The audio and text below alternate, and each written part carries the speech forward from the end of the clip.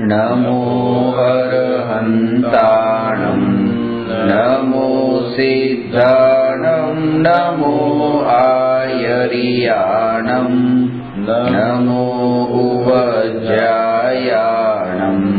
नमो लोये सवसाहूर्णम्।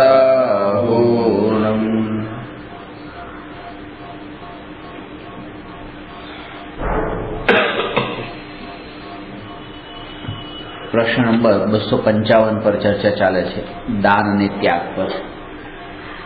ગઈકાલે એ ચર્ચા કરી કે દાન શુભ ભાવ છે અને ત્યાગ એ શુદ્ધ ભાવ રૂપ છે। દાન અધર્મ છે અને ત્યાગ ધર્મ છે। દાન મર્યાદિત વસ્તુનું જ અપાય અને ત્યાગ તો ત્રણ લોકમાં સમસ્ત પદાર્થોનો થાય। અને દાન સારી વસ્તુનું અપાય, ત્યાગ ખરાબ વસ્તુનો કરાય। આ મોટું અંતર છે। કોઈ ખરાબ વસ્તુ આપણી પાસે કંઈ કામની ન હોય તો એ દાનમાં ન અપાય, કોઈ સારી વસ્તુ હોય તો એ બાદ એ દાનમાં અપાય, અને જે ખરાબ વસ્તુ હોય એનો ત્યાગ કરાય। ભૂતકાળમાં અનંત વાર આપણે દાન આપ્યું, પણ ત્યાગ એક વાર પણ કર્યો નથી। ભગવાનની પૂજામાં આવે છે, તુમ સાદાની ક્યા કોઈ હો, જગ કો દે દી જગ કી નિધિયા, દિન રાત લુટાયા કરતે હો, સમ સમ કી અવિનશ્વર મણિયા। એટલે કે હે ભગવાન, તમારા જેવો બીજો કોઈ દાની આ જગતમાં નથી કે જેણે આ જગતનો જે વૈભવ હતો એ જગતને સોંપી દીધો, આપી દીધો અને પોતે નીકળી ગયા। હા, અને એટલે જ કે ભગવાનનું જે સ્વરૂપ છે, ભગવાનની પ્રતિમા ઉપર જે આપણે જોઈએ છે એ ભગવાનનું જે દાની સ્વરૂપ છે એવું નથી। કારણ કે કીધું જગતનું જે વૈભવ હતો એ જગતને આપી દીધો, પણ આ જગતે પાછું એ વૈભવને તે પાછો ભગવાન ઉપર લગાવી દીધો। તો હવે એ દાન પૂર્વે અનંત વાર થઈ ચૂક્યું છે, ત્યાગ આજ સુધી એક વાર પણ થયો નથી। દાનનું અસ્તિત્વ સંસાર અવસ્થા સુધી જ રહી છે। આ એક બહુ મોટું અંતર છે કે દાન છે પછી તમે અનંત કાળ સુધી દાન ન આપી શકો, પણ ત્યાગ તમે અનંત કાળ સુધી કરી શકો। કારણ કે સિદ્ધ ભગવાન હવે દાન નથી આપતા। દાન આપવાના ભાવ જે છે એ તો વિકલ્પ છે, વિકલ્પાત્મક અવસ્થા છે, અને ત્યાગ જે છે એ નિર્વિકલ્પ અવસ્થા છે। ત્યાગવું છે એવો જે ભાવ, એ ભાવ પણ શુભ ભાવ છે, પણ શુદ્ધ ભાવ નથી। પણ જેનામાં ત્યાગોપાદાન શૂન્યત્વ શક્તિ છે એવા ભગવાન આત્મામાં સ્થિર થાય, અને એ સ્થિરતા રૂપ જે ભાવ છે એ શુદ્ધ ભાવ છે, એમાં વિકલ્પ નથી, એ નિર્વિકલ્પ છે।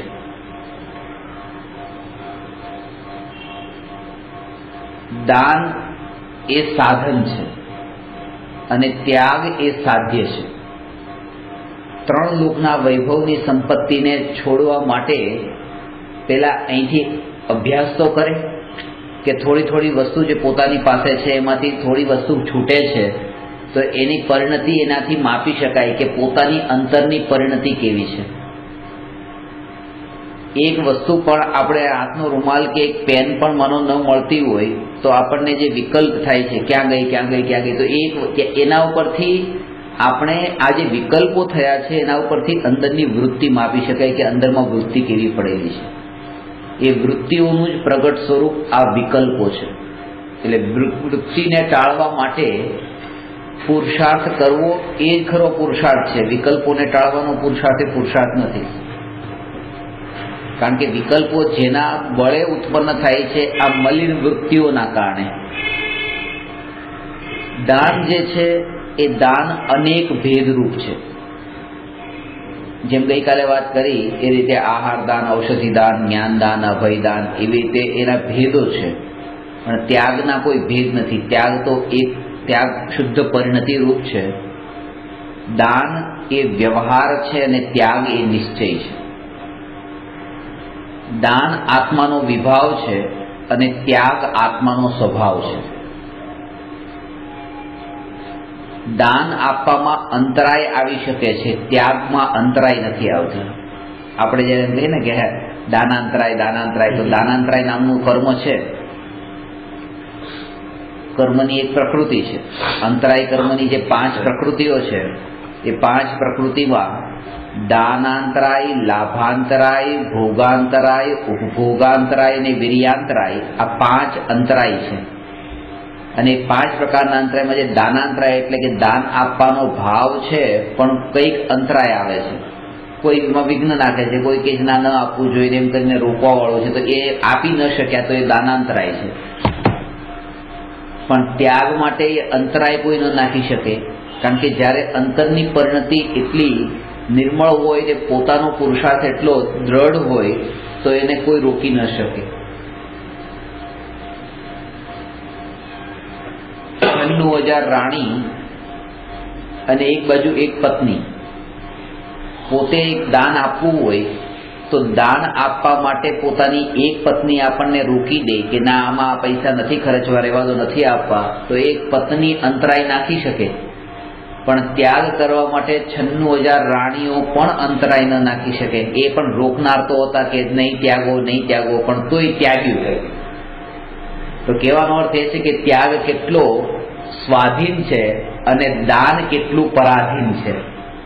અને જે પરાધીન છે એની જ આપણને મહિમા છે, ત્યાગીની મહિમા નથી.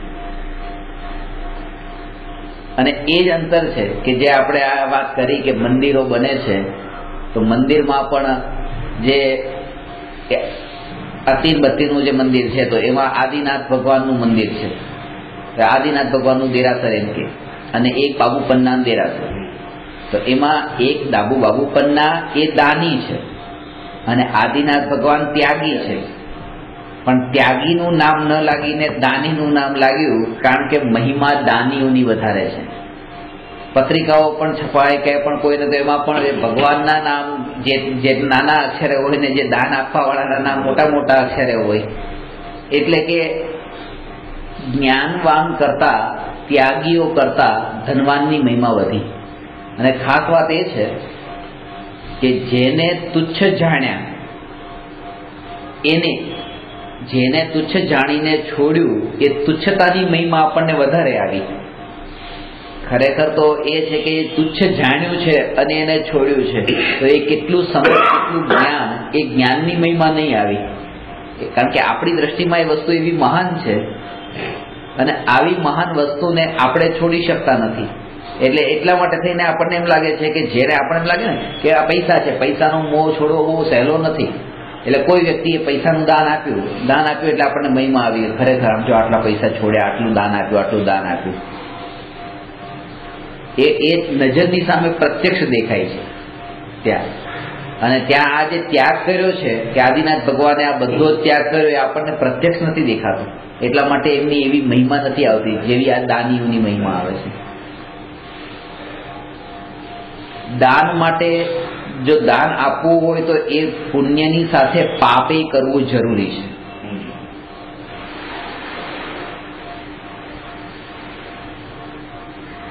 મને કોઈ ગઈકાલે એક શબ્દ વાપરીને કીધું કે તમે આ જે કામ શરૂ કર્યું છે, પવિત્ર પાપનું કામ શરૂ કર્યું છે.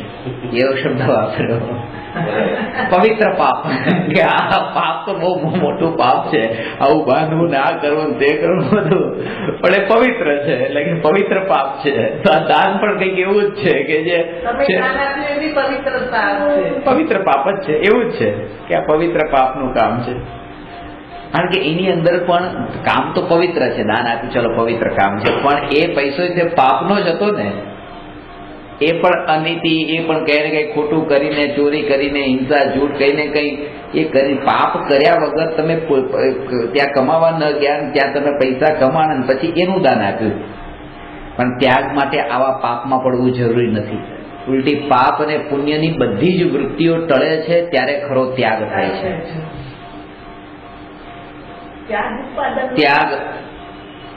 ત્યાગ જે છે એ ત્યાગ પોતાના સ્વભાવ ઉપર લક્ષ્ય હોય તો સહજ થઈ જાય છે. એટલે ત્યાગનો અર્થ શું છે કે જે વસ્તુ ઉપર મારો ઉપયોગ જતો હતો અને એ વસ્તુ પર ઉપયોગ ભમતો બંધ થઈ ગયો, એનો મતલબ એનો ત્યાગ થઈ ગયો. આજે ખાસ વાત સમજો, બહુ સૂક્ષ્મ વાત કહું છું કે આ વસ્તુ છે, આ પેન અહીંયા છે, આ પેનનો મેં ત્યાગ કર્યો છે.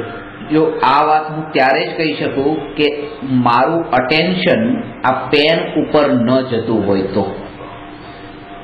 હું એમ કહું કે મેં આ વસ્તુનો ત્યાગ કરી દીધો, અને ત્યાગ કર્યા પછી ખબર છે કે આ મારી નથી, આ મેં આપી દીધી, ત્યાગ કર્યો, પણ મારું ધ્યાન ત્યાં ગયું, મને એ ખબર પડી કે આ પેન છે, આ પેન છે એવું જ્ઞાન થયું, ત્યાં જ તે એ ત્યાગ છૂટી ગયો.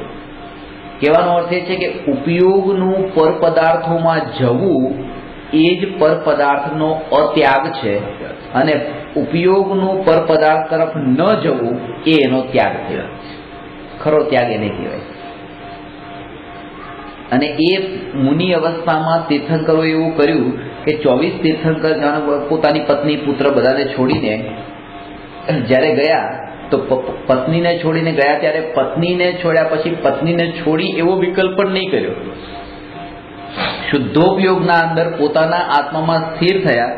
એ ઉપયોગ પોતાના આત્મામાં છે તો પત્નીમાં ઉપયોગ ગયો જ નહીં ને, એ પત્નીનો ત્યાગ છે. ઉપયોગ વિકલ્પોમાં ન ગયો ને, વિકલ્પ જે પૂર્વકર્મના ઉદયથી આત્મામાં જે વિકલ્પો થાય છે એ વિકલ્પોમાં પણ ઉપયોગ નહીં જોડાયો, એ વિકલ્પોનો ત્યાગ છે. જ્ઞાનીઓએ વિકલ્પનો ત્યાગ કર્યો. વિકલ્પનો ત્યાગ કર્યો એનો અર્થ એ કે વિકલ્પમાં ઉપયોગનું જે જોડાણ થતું હતું એ જોડાણ ન કરીને ઉપયોગને સ્વભાવમાં જોડ્યો, અને સ્વભાવની અસ્થિમાં જોડાણ થતા નાસ્તિથી સહજ જે છુટકારો થયો ઉપયોગમાં, એ એનો ખરો ત્યાગ છે.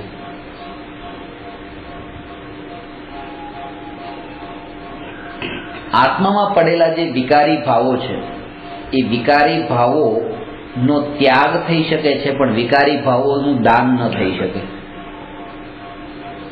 અને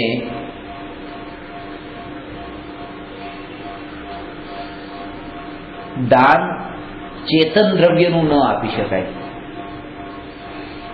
જેમ કે પુત્ર છે, પત્ની છે, એને દાનમાં ન આપી શકાય, પણ ત્યાગ ચેતનનો પણ થઈ શકે અને જળનો પણ થઈ શકે. દાન તો ખાલી જળનું જ હોય, પણ ત્યાગ જે છે આ ચેતનનો પણ, એ જીવોનો પણ એવી રીતે ત્યાગ થઈ શકે છે. એમ ત્યારે બંને છોડ્યા ને, ચેતન સંયોગોને પણ છોડ્યા અને જળ સંયોગોને પણ છોડ્યા. એ રીતે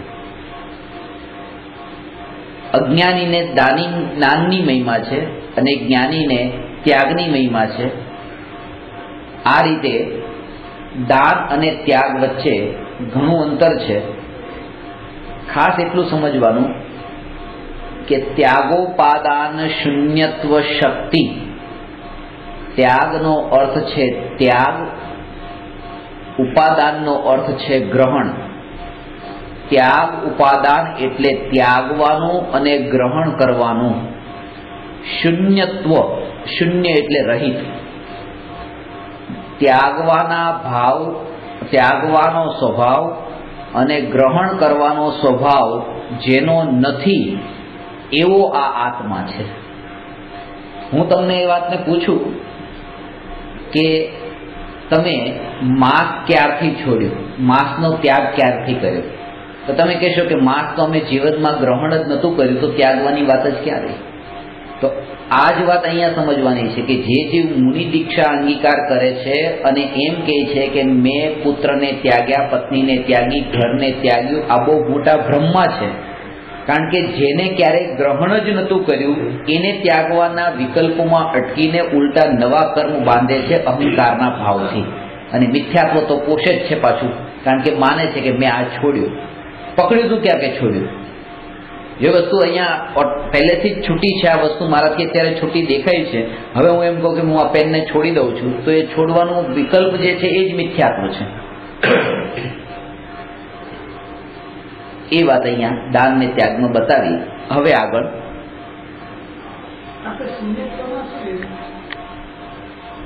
પ્રત્યેક દ્રવ્ય પોતે પરિપૂર્ણ છે અને એને કોઈ અન્ય દ્રવ્ય પાસે કોઈ પણ વસ્તુને ભીખ માંગવાની જરૂર નથી. અને એ જ મહાવીર ભગવાનની દિવ્ય ધ્વનિમાં આવ્યું કે તમારે મારી પાસે પણ આવવાની જરૂર નથી. કારણ કે અને એવો ઉપદેશ મહાવીર ભગવાને આપ્યો કે તમારે મારી પાસે પણ આવવાની જરૂર નથી, તમે પોતે જ પરમાત્મા છો, તમે તમારા પરમાત્મા સ્વરૂપને ઓળખો. કારણ કે હું પરમાત્મામાં લીન થવાથી પરમાત્મા નથી થયો, પોતાનામાં લીન થવાથી પરમાત્મા થયો છું. આ બહુ મોટું અંતર છે. જે ગુરુ સદગુરુની મહિમા એટલા માટે બતાવી છે, જે શિષ્ય ગુરુની પાસે આવે અને ગુરુને એવો ભાવ આવે કે આ શિષ્ય બીજી વાર પણ મારી પાસે આવે, ત્રીજી વાર પણ આવે, તમે રોજ અહીંયા આવો, રોજ અહીંયા આવો, આવો જેનો ભાવ હોય એ સદગુરુ ન કહેવાય. સદગુરુનો અંતર્નાદ એમ હોય કે તમે બીજી વાર મારી પાસે આવો જ નહીં, તમે પોતાનામાં એવા લીન થઈ જાઓ કે તમારે અહીંયા આવવાની જરૂરત ન પડે. અને આવો ભાવ હોય તો એ સદગુરુ છે, નહીં તો સદગુરુ પણ નથી. કારણ કે સદગુરુ જાણે છે કે તમે અનંત શક્તિવાળા છો, તમારે મારા ઉપર પણ આધીન શા માટે થવું પડે. એ આપણને સ્વતંત્ર બનાવવા માંગે છે કે તમે સ્વતંત્ર થઈ જાઓ, તમે કોઈ ઉપર પણ આધીન ન થાઓ. નહીં તો એની એ સ્થિતિ રહેશે કે અનાદિકાળથી પહેલા સુખના માટે, અનાદિકાળથી સુખની પ્રાપ્તિ માટે જેમ પૂતગલ પદાર્થો ઉપર આધીન થતા હતા, પૂતગલની પાસે હાથ ફેલાવતા હતા. પૂતગલની વાત તો એ જ છે કે જ્યારે આપણે જમવા માટે, આપણે સુખ લેવા માટે અત્યારે જમવાના પદાર્થો છે, ભોજનના પદાર્થો, એની પાસે હાથ ફેલાવ્યો. હાથ તો ફેલાવ્યો, એના ઉપર દ્રષ્ટિ તો કરી, એની અપેક્ષા ને આકાંક્ષા તો રાખી. એ જ સ્થિતિ સવારના ઉઠીને ભગવાનની પાસે હાથ જોડીને એ છે કે ત્યાં પણ હાથ જ ફેલાવ્યો છે. તો ત્યાં પણ પર ઉપર જ તે અહીંયા કહે છે કે પોતાના આત્માની બરાબરીમાં આખા જગતમાં જેટલા પદાર્થો છે એ બધા પદાર્થો હીન છે, એક પોતાનો આત્મા જ સર્વોત્કૃષ્ટ છે, એવી મહિમા આવવી જોઈએ. આનો અર્થ એમ નથી કે બીજા બધા જીવોને નીચા પાડી દેવાના છે કે હું આત્મા એ જ સર્વોત્કૃષ્ટ, બાકી તમે કંઈ નહીં. અહીંયા એમ બતાવવા માંગે છે કે બાકી બધા ઉપર તમારું ધ્યાન જ ન જવું જોઈએ. પછી નીચા પાડવાની વાત ક્યાંથી આવી? ધ્યાન જાય તો નીચા પાડો ને તમે. અહીંયા એ છે કે તમને પોતાની એવી મહિમા આવે કે તમારા આત્મામાંથી તમારું અટેન્શન, તમારું ધ્યાન જ બહાર ન જાય, કે જેથી કરીને પ્રપંચ, વાદ વિવાદ, કલે કશાય એના અંદર ઓટોમેટિક પડવાનું બંધ થઈ જાય. કશાય કેમ થાય છે? જ્યારે કોઈને કોઈ એવી વાત જાણીએ છીએ ત્યારે એના અંદર જાણીને વિશેષણ ઊંડા ઊંડા ઉતરતા કશાય થાય છે. એ હું તમને કહું, તમે મને કઈ કહો, તમે મને કહો, એ વાત ઉપર જેટલી બધી ચર્ચા થતી હોય, ક્યારેય પણ કોઈ પણ ડેડ બોડીનું પોસ્ટમોર્ટમ કરવાથી વાસ જ આવશે ને દુર્ગંધ જ ફેલાશે. આપણે એ જ કરતા હોઈએ છીએ કે જે ઘટના ઘટી છે એના ઉપર પોસ્ટમોર્ટમ કરીને બસ ગંધ જ ફેલાવીએ છીએ. એ રાગ દ્વેષની ગંધ એ જ તે એકબીજા ઉપર ઉડતી હોય છે, બીજું કાંઈ લાભ કંઈ થતો નથી. એટલે કે એના વિકલ્પોથી છૂટો. એ તો પર્યાય વીતી ગઈ ને. સાધુ વિહાર કરે છે, એ વિહારની પરિભાષા શું હતી કે એક સ્થાનેથી નીકળીને બીજા સ્થાને જવું, બીજાથી નીકળીને ત્રીજા સ્થાને.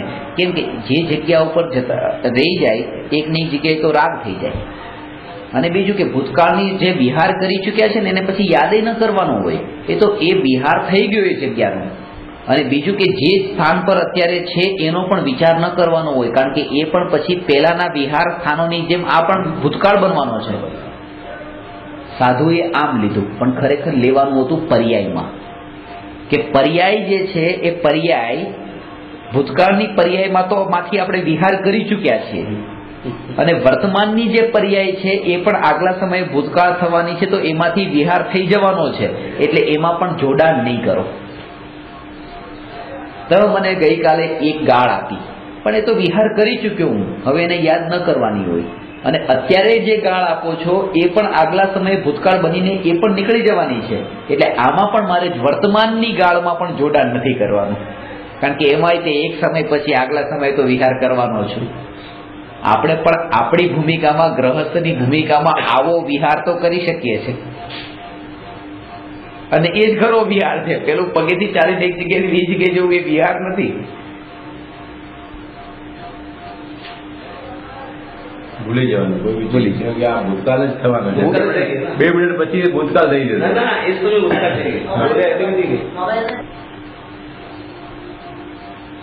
જે વસ્તુને ભૂલવાની કોશિશ કરીએ છીએ એ જ વસ્તુ ફરી ફરી પાછી યાદ આવે છે. યાદ આવે. એને એટલા માટે કોઈ વસ્તુને ભૂલવાની કોશિશ નહીં કરો. એ વસ્તુની મહિમા છૂટી તો વસ્તુ ભૂલાઈ જશે. મહિમા હશે તો યાદ આવશે. શત્રુ જે છે તો શત્રુને આપણે ઉપકારીને હિતકારી, આપણો સહકારી એવો નથી માનતા, પણ તોય તે આપણને શત્રુ યાદ આવે છે, કારણ કે આપણે એને મહત્તા આપી છે, આપણને એની મહિમા છે. મહિમાનો અર્થ મહાન છે એમ નહીં, આપણે એને પ્રાયોરિટી આપી છે. અને જે વસ્તુને પણ પ્રાયોરિટી આપી તો એ વસ્તુ યાદ આવ્યા વિના રહેવાની નથી. યાદ વારંવાર આવે. કોઈ જે લોકો એમ કહે ને અમને યાદ નથી રહેતું, યાદ રાખવું એ તો બહુ સહેલું છે, એ ભૂલવું જ અઘરું છે. યાદ રાખવું બહુ અઘરું નથી. એટલે મેં છઠાળા જે લખી છે એમાં લખ્યું છે, યાદ રખના ઇસ જગત મેં બહોત હી આસાન હૈ, યદિ ભૂલના આસાન હોતા હોતે હમ લોકાગ્ર में. સિદ્ધ કિલ્લા પર પહોંચી ગયા હોત, એ વાતને ભૂલી ગયા હોત કે આ મારી પુત્ની છે ને આ મારા પુત્ર છે ને આ મારું ઘર છે ને આ મારા પૈસા છે, જો એ વાતને ભૂલી ગયા હોત તો લોકાગ્રમાં હોત. યાદ રાખવું બહુ સહેલું છે, બહુ યાદ રહી છે ને. કોઈ બી ચીજ ભૂલવા માટે શું કરવું પડે? એ જ કે એનાથી કોઈ મહાન એવી વસ્તુ જેનો આશ્રય લો તો આ વસ્તુ ઓટોમેટિક ભૂલાઈ જાય. એ બાળકને આપણે એક જગ્યાએથી ડાયવર્ટ કરવો તો એને કંઈક બીજું મકડું આપી દીધું તો પેલું ભૂલી ગયો. તો એના જેવું જ છે કે આ વિષયના ભોગો જે છે એને ભૂલવા માટે એનાથી મહાન એવું આત્મા એ પ્રાપ્ત થાય. પણ એ આત્માને પ્રાપ્ત કરવા માટે આત્માની પાસે જાય શું કામ? જાય શું કામ? આજે જો આ વસ્તુની મને મહિમા છે, આ વસ્તુની મહિમા છે, વેલ્યુ છે. એ કેમ છે કે ભાઈ જો મારે કઈ વસ્તુ કઈ લખવું હોય તો લખાય, આ પેનથી લખાય. આ વસ્તુ મને કામમાં આવે એવી છે, આમાં કંઈ પણ લખી શકાય. આ વસ્તુ કંઈ કામમાં આવે એવી છે, કારણ કે એમાં કેટલા વાગ્યા છે એ સમય જોવો હોય તો જોવાય. તો આ ઘડિયાળ, આ ચશ્મા, આનાથી મને દૂરની વસ્તુ દેખાતી ન હોય તો આનાથી દેખાય, અક્ષર ન વંચાતા હોય તો વંચાય. આ કામમાં આવે એવી છે. તો જે વસ્તુની આપણે પ્રોપર્ટી, એની કેરેક્ટરિસ્ટિક, એના બધા એટ્રીબ્યુટ્સ, એ બધું એનો સ્વભાવ, એના જેટલા ગુણો છે બધું જાણતા હોઈએ તો આપણને એની મહિમા આવે છે. અને દરેક વસ્તુની મહિમા આવે છે કે આની પણ મહિમા આવે છે, આની પણ મહિમા આવે છે. પણ આત્માની મહિમા લાવવા માટે આત્મામાં એવું શું છે કે જેની મહિમા આવે? તો એક વસ્તુ છે જે આત્મામાં છે એ નિત્યતા છે. સૌથી વાત નિત્યતા, કે આ જેટલું પણ છે આ બધું ક્ષણિક છે અને આત્મા છે એ નિત્ય છે. એ એનો મૂળ ગુણ છે કે એમાં નિત્ય છે, એ નાશ પામતો નથી, એ ટકી રહેનારો છે. અને પહેલા જ આપણે દુકાનમાં કોઈ વસ્તુ લેવા માટે જઈએ તો વસ્તુ છે કે નહીં એ પૂછે, પછી એ પૂછે કે આની ગેરંટી વોરંટી કેટલી, શું છે, એ ટકાઉ કેટલી છે. તો આ જ વાત છે કે પહેલો જ પ્રશ્ન હોય, ગેરંટી છે કે નહીં, કેટલી જશે. તો આ એ છે કૃપાળુ દેવે આત્મસિદ્ધિ શાસ્ત્રમાં જે 6 પદ બતાવે છે ને, આત્મા છે, આત્મા નિત્ય છે, આત્મા કર્મનો કર્તા છે, આત્મા કર્મનો ભોગતા છે, આત્માનો મોક્ષ છે, આત્માના મોક્ષનો ઉપાય છે. એમાં શિષ્યનો પહેલો જ પ્રશ્ન હતો, સદગુરુ પાસે પૂછ્યું શું આત્મા છે? ગુરુએ કીધું હા આત્મા છે. અચ્છા કેટલો ટકશે? તો કે એ તો નિત્ય છે. તરત જ બીજો જ પ્રશ્ન હતો કે આત્મા છે, પછી બીજો જવાબ કે આત્મા નિત્ય છે. અને બીજી વાત હજી ખાસ એ કે નિત્ય જે છે એ નિત્ય તો સુમેરુ પર્વત પણ છે, અનાદિકાળથી છે, અનંતકાળ સુધી રહેવાનું છે. તો સુમેરુ પર્વત પણ નિત્ય છે. તો નિત્યતા એ કોઈ આત્માની કોઈ એવી વિશેષતા ન થઈ, પણ કેવો નિત્ય? સ્વસંવેદન પ્રત્યક્ષ અનુભૂતિમાં આવે છે એવો એ નિત્ય છે. એ સુમેરુ પર્વત એવો નિત્ય નથી. એટલે કે એના અંદર એવું વેદન નથી, સંવેદન નથી. આપણી સ્થૂળ દ્રષ્ટિ આપણે એમ કહીએ ને કે આ શાસ્ત્રમાં જ્ઞાન છે, આ જ્ઞાન છે, આમાં પણ જ્ઞાન લખ્યું છે, આપણે હાથ જોડીએ છીએ, વિનય કરીએ છીએ, બરાબર છે, જ્ઞાન છે, પણ ખરેખર આમાં જ્ઞાન છે જ નહીં. આ તો અક્ષરો છે, શબ્દો છે. કેસેટમાં જ્ઞાન નથી, કારણ કે એમાં તો અવાજ છે, ધ્વનિ છે. એમાં જ્ઞાન ક્યાં છે? જ્ઞાનમાં તો વેદન, ફિલિંગ્સ જે છે કે મને જે ખબર પડી આ પેન, આવું જે વેદન, આવું જે ફિલિંગ, આવું જે અનુભવ, આવું જે જાણપણું, એ જાણપણાનું નામ જ્ઞાન છે. આ અક્ષરો ને શબ્દો એને અવાજ એ જ્ઞાન નથી. અને આવો જે જ્ઞાન જાણનાર જાણવા વાળો જે નિત્ય સ્વભાવ જેમાં છે એ સ્વસંવેદન પ્રત્યક્ષ એવો જાણવાનો સ્વભાવ જેનો છે એવો આ નિત્ય આત્મા એમ વિચાર કરતા કરતા તત્વ વિચારના બળે આત્માનો નિર્ણય થાય છે. નિર્ણય પેલા થવો જોઈએ. નિર્ણય થાય તો અનુભૂતિ, પછી અનુભૂતિનું કામ ઘણું બધું પતી જાય છે. પેલા તમે નક્કી કરી લો તમારે શું કરવું છે. તમે એક વખત નક્કી કર્યું કે મારે આ પ્રવચનમાં હવે જવું છે, એ નક્કી કર્યું તો હવે આવવા માટે પછી સવારે એટલી તકલીફ નથી પડતી. ઉઠવાનું, અહીંયા સુધી આવવાનું, સવારમાં આટલો સમય આપવાનો, આ બધામાં એટલી તકલીફ નથી પડતી, કારણ કે નિર્ણય કરેલો છે. અને રોજ પછી નેચરલ તમે આવી જાઓ છો. રોજ વિચાર નથી કરવો પડતો જવું કે નહીં જવું, શું કરવું, કેમ, એ કોઈ વિચાર નહીં આવે. એકવાર નિર્ણય કર્યો એટલે રોજ પછી તમારું રૂટીન બની જાય છે. તો એવી રીતે કે હું આત્મા છું અને આ શરીરથી જુદો છું એવો એને જેને એકવાર નિર્ણય થઈ ગયો, પછી એ દરેકે દરેક ક્રિયાના અંદર પછી એ સહજ રૂપે એવી રીતે વર્તતો હોય કે જાણે દેહથી જુદો જ છે. જે કૃપાળુદેવ બતાવ્યું ને, દેહ છતાં જેની દશા વર્તે દેહાતીત, તે જ્ઞાનીના ચરણમાં હો વંદન અગણી.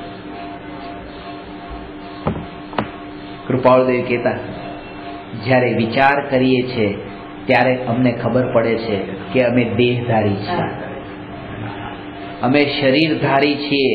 હું આત્મા છું અને આ શરીરમાં છું, પણ એ વાતે જ્યારે વિચાર કરીએ તો ખબર પડે છે. બાકી તો નિરંતર આત્મા આત્મા આત્મા એમાં જ છું. આ શરીર યાદ પણ નથી આવતું કે આ શરીર સાથે છે. આવો ભેદ શરીર અને આત્માનો થયો અને અનુભવ થયો, એનું નામ છે સ્વસંવેદન પ્રત્યક્ષ અનુભૂતિ. જે થઈ હોય ત્યારે જ આવી નિત્યતા ટકી રહે. આહાર પાણીથી જીવતો નથી કે આયુ કર્મના ઉદયથી જીવતો નથી, ચૈતન્ય પ્રાણથી જીવે છે.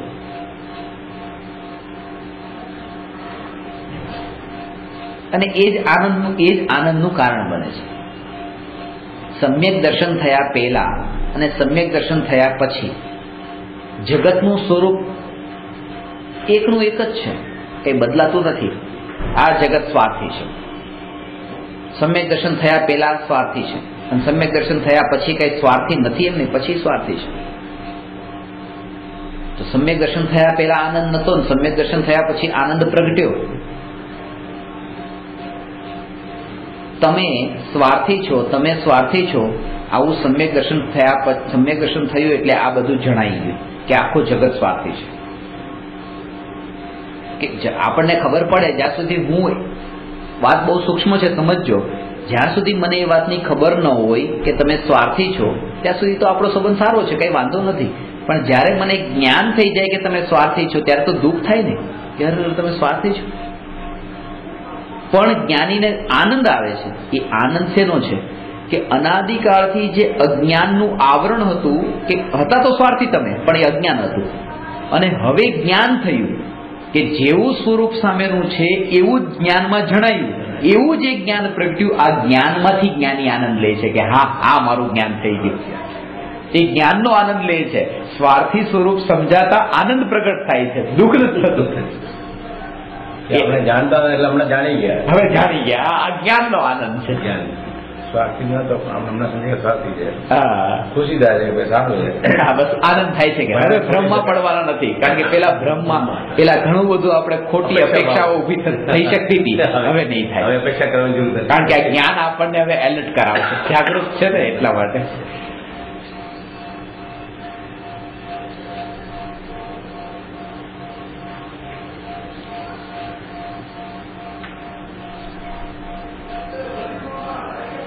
હવે ખૂબ જ સુંદર પ્રશ્ન છે અને મહત્વનો છે. આ ભૂમિકામાં આપણા જેવા જીવો માટે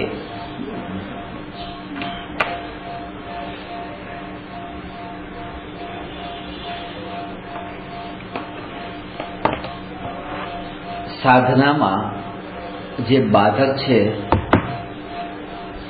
આત્માનો જે શત્રુ છે, એ સ્વચ્છંદતા છે. સ્વચ્છંદતાનો અર્થ છે સ્વચ્છંદીપણું,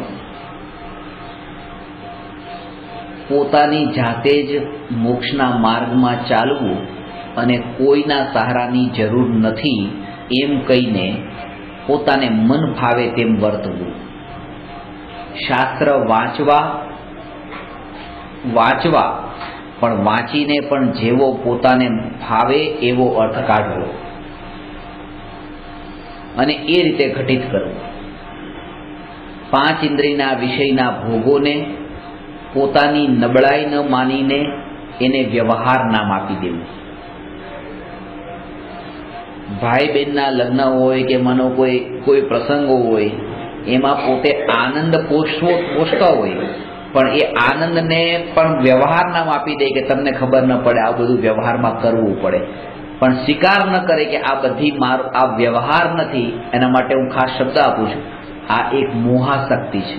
જ્યારે પણ કોઈ વ્યવહાર નામ તમે કોઈ ઘટનાને આપતા હો તો એ વ્યવહાર નથી હોતો, એ મોહાશક્તિ હોય છે.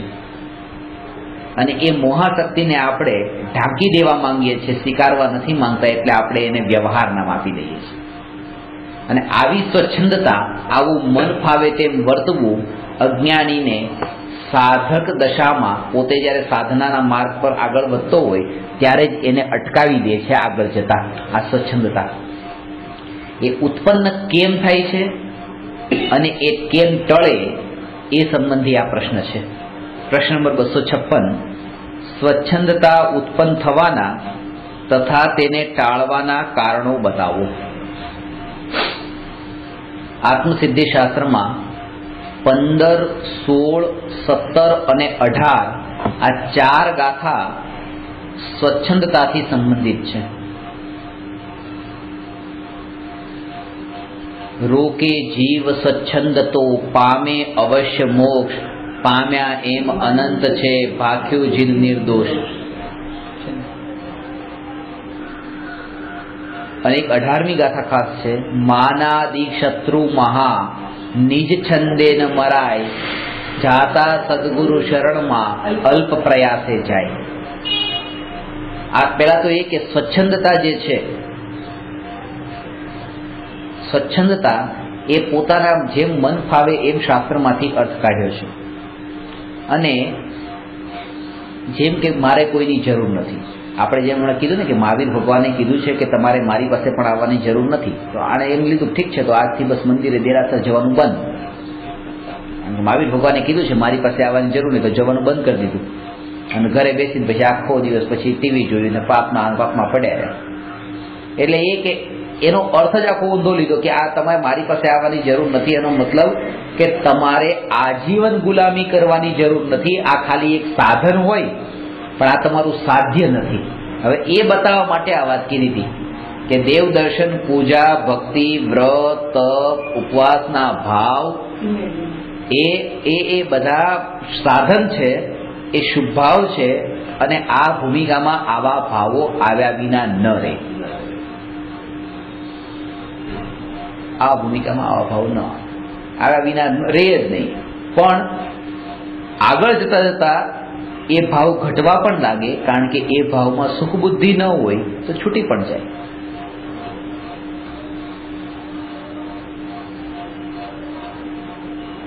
એ ભાવ અંદરમાં હોય, જરૂરી નથી કે તમને અંદરમાં ભાવ હોય એટલે તમારી એવી ક્રિયાઓને અંદરમાં તમારે એ પૂરેપૂરું જીવન એની પાછળ સમર્પિત કરી દેવાનું નથી. ગુરુદેવને પણ શુભ ભાવ આવતા, ગુરુદેવના નિમિત્તથી ગુજરાતમાં એટલી જગ્યાએ પંચકલ્યાણકો થયા, વેદી પ્રતિષ્ઠાઓ થઈ, એટલા બધા જે તીર્થયાત્રાઓ થઈ, મંદિરો બનાવ્યા અને ઘણા બધા પુસ્તકો છપાયા, એને પ્રકાશિત થયા. તો એ બધા ગુરુદેવના નિમિત્તથી. પણ ગુરુદેવે ક્યારેય પણ કોઈને પણ એક વાર પણ એવું નહોતું પૂછ્યું કે તમે આમ કીધું નહોતું કે આમ કરો ને આમ કરો ને આમ કરો. કોઈને એમ નહોતું કીધું કે તમે થોડાક આ પૈસા મંદિરો બનાવવા. સોનગઢના આવા ભવ્ય મંદિરો તમે જો, તમે એમ વિચાર કરો કે આજની તારીખમાં આવા મંદિરો જેમના સાનિધ્યમાં થતા હોય તો એ અત્યારે આવા બનતા હોય છે, પણ કેટલા વિકલ્પો કરવા પડે છે એને. એટલે સાથે પુણ્ય પણ કેવું જોરદાર કે પોતે પોતાનું કલ્યાણ કર્યું, કઈ નહીં, કોઈ સાથે કોઈ ચર્ચા નહીં, કોઈ વાત નહીં, અને કહેવાનું પણ નહીં કે તમે આ કરો. ગુરુદેવ કોઈને એમ નતું કીધું તમે આ કરો. તો જીવો સામેથી આવીને ત્યાં મંદિરો બનતા ગયા, ધીરે ધીરે 1 માંથી 2 ને 3 ને આખું સોનગઢ નું આખું તમે જો. રામજી બાપા જાણે એટલે જ ગઈકાલે ધનરાજભાઈ બહુ સરસ વાત કીધી કે સર આમાં બીજું કશું જ નથી, કે આમાં ખાલી તમારું પુણ્ય થોડું ઓછું પડે છે, બાકી બીજું કઈ નથી. નહીં તો આવું કેમ કરવું, વગર વિકલ્પ થઈ જાય નહીં તો, અને જયારે થાય છે ત્યારે તો વગર વિકલ્પે જ થાય. પહેલી વાર ગયા થોડો વિકલ્પ કરો, આસાની ક્યાં હતી કે મને આ તો એમ કે બધું એવું જ છે. આપણા વિકલ્પ નથી કામમાં આવતા. પણ ગુરુદેવે તો આખા પોતાના મેઇન વાત એ બતાવવા માંગુ છું કે પોતાની સાધના કરતા રહ્યા આખું જીવન, પ્રવચન વગેરે આપ્યા. કોઈ ટ્રસ્ટમાં ક્યાંય પણ ગુરુદેવનું નામ ક્યાંય નહીં, કોઈ પણ પદ તરીકે પદાધિક કંઈ પણ નહીં. કે આટલું બધું એમના નિમિત્તથી થયું છે તો એમ તો લાય ને કે કાલે સવારે પછી આ બધા અજ્ઞાનીઓ આ સંસ્થાનું કઈ દેવાળું ફૂકે કઈ કરે એના કરતા લાવ હું થોડોક તો જોડાઈને રહું તો આ બધું કાંઈ નહીં, જે થશે તે બધું આનું નામ છે ક્રમબદ્ધ પર્યાયની શ્રદ્ધા. આ ક્રમબદ્ધ પર્યાયની શ્રદ્ધા છે. બાકી તો શ્રદ્ધા આવે તમે બતાવે કરો, જીવન પર સિદ્ધાંત બતાવો, પણ પોતાને ના હોય.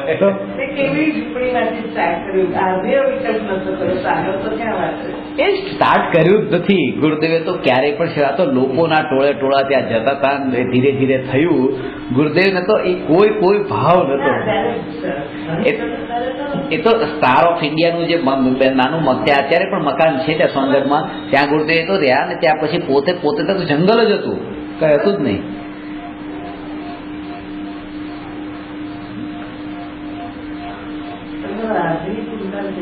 હા બસ એ તો એમ જ હોય. એ જ ખરી સમજણ છે ને, એ જ ક્રમબદ્ધ પર્યાયની શ્રદ્ધા છે. એ જ ક્રમબદ્ધ પર્યાયની શ્રદ્ધા છે ને કે આટલા અભિગ્રહો લઈ લીધા અને મુનિ આહાર માટે જતા હોય તો કે આ પછી મળશે નહીં મળે શું થશે પાછું. અરે એ જ ક્રમબદ્ધ પર્યાયની શ્રદ્ધા છે.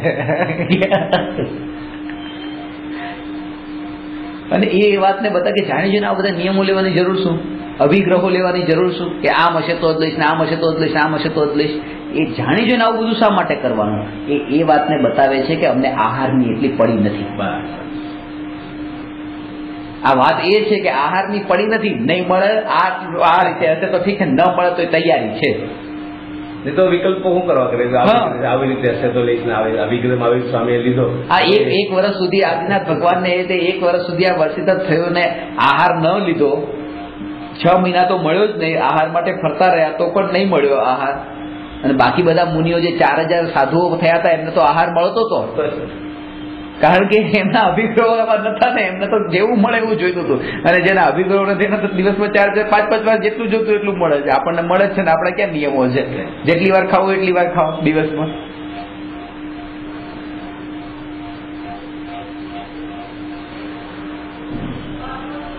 એટલે ત્યાગીઓનું ઉત્કૃષ્ટ ચારિત્રનું પાલન એ બહુ દુર્લભ છે.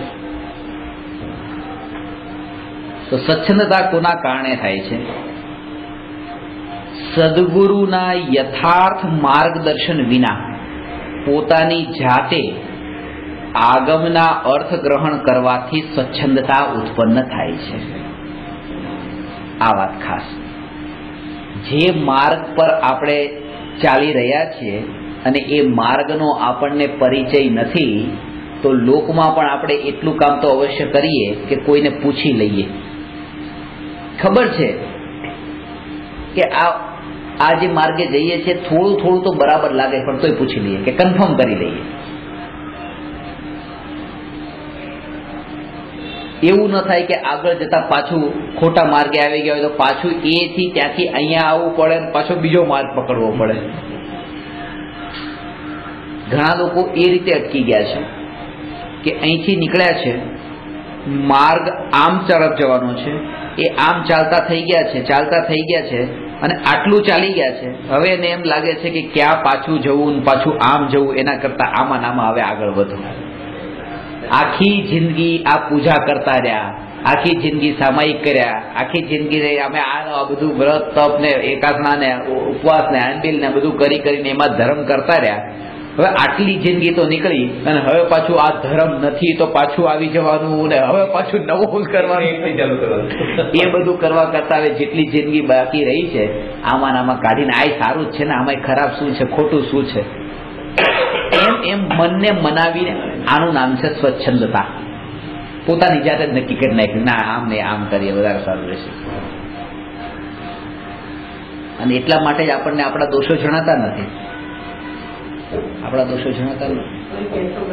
ગમે નહીં. એમ કહો તમે આ કામ શું કામ કરો છો, ના કે આ ભૂમિકામાં આ કામ તો કરવું પડે, એમ કરીને બચાવ કરી નાખીએ છીએ. પણ એ સ્વીકાર નથી કરતા કે આમાં ક્યાંક ને ક્યાંક મારી નબળાઈ છે, આ મારા પુરુષાર્થની નબળાઈ છે. એ સ્વીકાર કરવું એ પણ મોટી વાત છે. એને ખબર તો પડે છે કે આ પુરુષાર્થની નબળાઈ છે. એ એમ નથી માનતો કે આ પણ એક પ્રકારનો પુરુષાર્થ છે, એમ તો નથી માનતો ને. બીજું એ કે માર્ગને જ્યારે પૂછે, આપણે જ્યારે કોઈને પૂછીએ આગળ જતા તે 3 રસ્તા હોય અને એમાં પૂછવું હોય કે સાચો માર્ગ કયો છે. હવે એક તો એ છે કે જે માર્ગથી પોતે ચાલ્યો છે અને એક માર્ગ, હવે એ માર્ગથી તો ચાલીને આવ્યો છે એટલે એ માર્ગ તો છે જ નહીં. અને બાકીના હવે 3 રસ્તા છે, એમાંથી એક માર્ગ સાચો છે.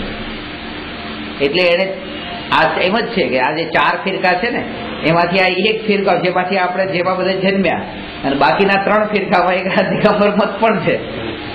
હવે એ મત સાચો છે, બાકીના 3 મત છે. હવે એને પૂછવું કયો મત સાચો છે, તો એ જે વ્યક્તિને પૂછે કે આ 3 રસ્તામાંથી આ રસ્તો મારે જવો છે, મોક્ષે જવો છે, તો મોક્ષનો માર્ગ કયો? તો પહેલી વાત તો એ કે જ્યારે પૂછે ત્યારે સામાવાળાને એ નહીં પૂછે ભાઈ તમારું નામ શું છે બતાવો, તમે કઈ જાતિના છો એ બતાવો, એને કેવા કપડાં પહેર્યા છે, એનું રૂપરંગ કેવું છે, કઈ નહીં. માર્ગ પૂછનાર જેને માર્ગ પૂછે છે એના જાતિ વેશના ભેદ તરફ ધ્યાન નથી આપતો.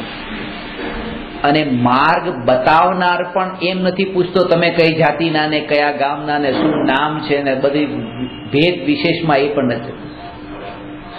આ જે છે મોક્ષના માર્ગમાં ચાલવાનું છે કે માર્ગ પૂછનારે સદગુરુ કોણ છે, કયું કુળ, કઈ જાતિ, બહારના રૂપરંગ, બહાર કઈ ન જોઈને અંતરની પરિણતિ બસ અને એક શ્રદ્ધાના બળે એ ગુરુની પાસે જાય. એ પૂછે કે આ શ્રદ્ધા તો મૂકવી જ પડશે ને. અને પછી એ ગુરુ પણ એ શિષ્યના આ કોઈ પણ ભેદભાવને ન જોઈને, જાતિ કઈ જાતિ છે, કયો વેશ છે, એ કોઈ ન જોઈને બસ આ એક આત્મા છે જે જિજ્ઞાસુ છે, જે અનાદિકાળથી ભમતો અત્યારે આ પ્રશ્ન લઈને અહીંયા આવ્યો છે. બસ બીજી કોઈ વિચાર જ નહીં કરવાનો. તમે ક્યાંથી આવ્યા છો, ક્યાં ભટકીને આવ્યા છો, કોના મન સંપ્રદાયમાં હતા ને કયા કયા મહારાજ સાહેબ પાસે જઈ આવ્યા છો ને અત્યારે તમે કયા મહારાજ સાહેબમાં વધારે માનો છો ને કઈ નહીં. આ આટલા જિજ્ઞાસુ આત્માઓ અહીંયા બેઠા છે, આ મોક્ષની રાહમાં જવા માટે બેઠા છે અને બસ ખાલી માર્ગ હજી સાચો જાણતા નથી, નહીં તો અત્યાર સુધીમાં પામી ગયા હોત. આ દુઃખી આટલું દુઃખ ન હોત અત્યારે. આટલા વ્રત કરવા વાળાને તપસ્યા, રાત્રિ ભોજનનો ત્યાગ હોય, કંદમૂળનો ત્યાગ હોય, પાણી ગાળીને ઉકાળીને એવું પાણી પીતા હોય, સદાચારથી જીવન જીવતા હોય, દેવ દર્શન વગર પાણી ન પીતા હોય, આવી રીતે બધા નિયમો છે. તેમ છતાં પણ આટલું દુઃખ કેમ છે અંદરમાં? શાંતિ કેમ નથી? બેચેની કેમ છે? અશાંતિ જ છે. કારણ કે એ પામ્યા નથી, માર્ગ હજી બરાબર નથી, ક્યાંક ખોટી જગ્યાએ અટકી ગયા છે.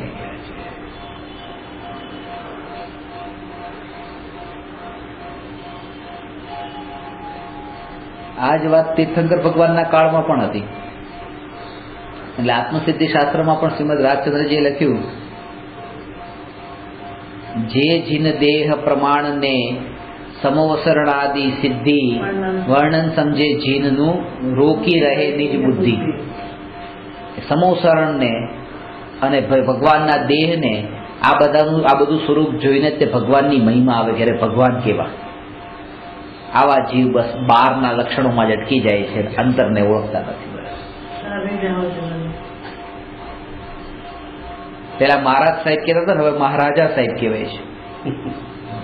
આ નવું નામ આવ્યું, મહારાજ સાહેબ. હવે મહારાજા સાહેબ. મહારાજા સાહેબ હમણાં મેં બુક વાંચી, એમાં લખ્યું કે મહારાજાઓ, સાધુ મહારાજાઓ. મહારાજાઓ સાધુ મહાત્મા નહીં, સાધુ મહારાજાઓ. કાલે જ બુકમાં વાંચ્યું સાધુ મહારાજાઓ. અને એનો તર્ક પાછો એવો આપે કે પેલા રાજા હતા અને રાજાનું પદ છોડ્યું એટલે મહારાજા થયા. રાજામાંથી મહારાજા થયા. મહાત્મા શબ્દ સરળ નથી. મહાત્મા સાધુ મહાત્મા કહેવાય કે સાધુ મહારાજા કહેવાય? સાધુ. આપણે તો કોઈ બીજા વિકલ્પમાં પડવું નથી. સીધી વાત. નમોકાર મંત્રમાં શું કીધું? સાધુ. આચાર્ય, ઉપાધ્યાય, સાધુ. આ મહારાજ ને મહારાજા ને આ સાહેબ ને મહારાજ, મારો રસોઈ બનાવવા વાળો રસોઈ મહારાજ ને બધા મહારાજ. પછી એટલે જ આ મહારાજા થયું. એટલે હું તકે છે બધા સરકાર જુદા પાડો. મહારાજ મહારાજ ઓળખાણ થાય ને. મહારાજ એટલે રસોઈયો થાય. મહારાજા કહેતો સાધુ કહેવાય ને, મહારાજ કહેતા કે રસોઈયો છે. ધર્માત્મા વધારે સારું હતું. મહારાજા કરતા સાધુ મહાત્મા એમ વસ્તુ તો કેટલું વધારે સારું.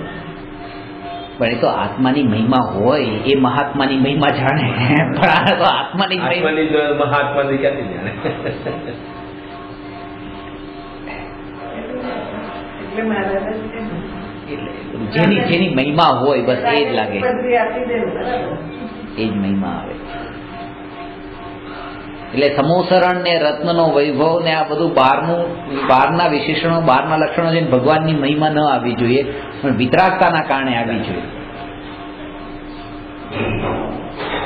એ જ રીતે કે આમ જેમ ચર્ચા કરી કે પૈસા કોઈ કરોડો રૂપિયા પણ આપે તો એ કરોડ રૂપિયા આપનારાની મહિમા ન આવી જોઈએ, પણ આપીને અભિમાન જેને નથી એની મહિમા આવી જોઈએ ખાસ. એટલે એક છે, એક બહારનું છે, બહારનો વૈભવ, અને એક છે કે અંતરમાંથી પરિણતિ એટલી નિર્મળ થઈ છે, એ વાત છે. એટલે ભગવાનની જે અંતરની શુદ્ધતા છે એના કારણે ભગવાનને નમસ્કાર કરીએ છીએ.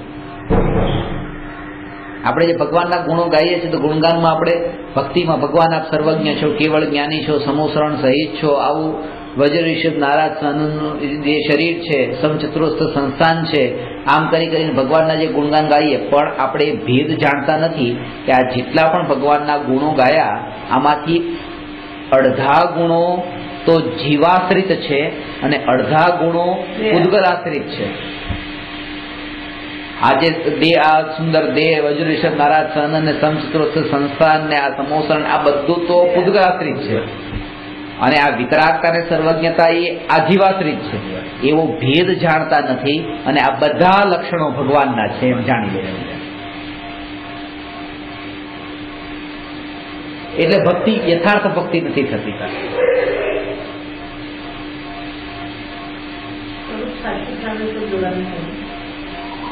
સદગુરુના યથાર્થ માર્ગદર્શન વિના પોતાની જાતે આગમના અર્થ ગ્રહણ કરવાથી સ્વચ્છંદતા ઉત્પન્ન થાય છે. મેં તમને વાત કરી હતી કે ગુરુ કરતા શાસ્ત્રની મહિમા વધારે છે. કારણ કે ગુરુની ઝેરોક્સ ન થઈ શકે, શાસ્ત્રની ઝેરોક્સ થઈ શકે. આજે મુંબઈમાં ગુરુ હોય ને દિલ્હીમાં પણ જરૂર હોય, અત્યારે તો દિલ્હીમાં ગુરુના 2 ભાગ ન થઈ શકે, પણ શાસ્ત્રની હજારો કોપીઓ પ્રિન્ટ થઈને આપણે આખી દુનિયામાં મોકલાવી શકીએ. એટલે ગુરુથી જેટલું જ્ઞાનનો પ્રચાર થાય છે એટલો એના કરતાં વધારે શાસ્ત્રથી થઈ શકે છે. ગુરુને 1 ભાષા 2 ભાષા આવડતી હોય, પણ શાસ્ત્રમાં તો આપણે એનું ટ્રાન્સલેશન કરાવીને અનેક ભાષામાં પણ એને એવી રીતે પબ્લિશ કરાવી શકીએ. શાસ્ત્રથી વધારે ફેલાવ થઈ શકે. ગુરુ આપણને જ્ઞાન આપે જેટલો ટાઈમ ગુરુને હોય,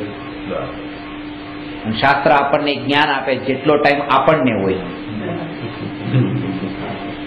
એ છે ને કે વાંચો, આખો દિવસ રાત જેટલું વાંચો એટલું વાંચો, એકવાર વાંચો, બીજી વાર વાંચો, ત્રીજી વાર વાંચો, ના નહીં પાડે. ગુરુ કે આ તો તમે ગઈકાલ સમજાવ્યું હતું, આ બીજો પ્રશ્ન હું રિપીટ નથી કરવાનો, પતી ગયું એ બધું. વધારે કે છે કે તમે કેસેટ સાંભળી લેજો, કારણ કે કેસેટ તમને ના નહીં પાડે, પણ હું તો ના જ પાડવાનો. એટલે ગુરુ પાસેથી જ્ઞાન મળે છે જેટલો ટાઈમ ગુરુને હોય છે, અને શાસ્ત્રમાંથી જ્ઞાન મળે છે જેટલો ટાઈમ આપણને શિષ્યને હોય છે. ગુરુ પાસેથી જ્ઞાન મળે છે ગુરુને જે ટાઈમ હોય છે. ગુરુ કે સવારે 7 વાગે અહીંયા આવવું પડશે, મને બીજો કોઈ ટાઈમ નથી ભાવતો, ઠીક છે. અને શાસ્ત્રમાં રાત્રે 2 વાગે વાંચો, શાસ્ત્ર ના નહીં પાડે, ગમે એ ટાઈમે વાંચો.